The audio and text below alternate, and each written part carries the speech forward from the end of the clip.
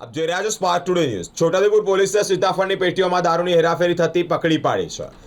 છોટાઉદેપુર પોલીસે નવી SP office ગિલવાટ પાસેથી ટાટા ટર્બો 407 ટેમ્પામાં લઈ જવાતા 57,600નો ભારતીય બનાવટનો વિદેશી દારૂ ઝડપી પાડ્યો છે। પોલીસે કુલ મુદ્દામાલ સાથે 2 આરોપીઓને ઝડપી પાડી તપાસ હાથ ધરી છે। પોલીસે આરોપીઓ ભેરુભાઈ રતનભાઈ રાઠવા અને હિયાભાઈ કેન્દરિયા રાઠવાને ઝડપી પાડી વધુ તપાસ હાથ ધરી છે।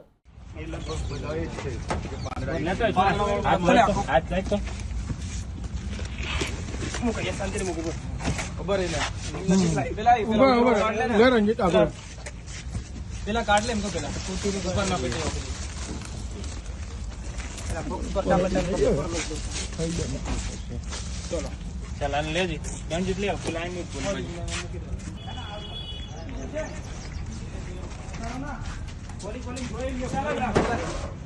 काटવું જ જોઈએ કશું નહીં જોવું કિંગ ફિશર જ છે ને બધી નીચેની બધી માલ જ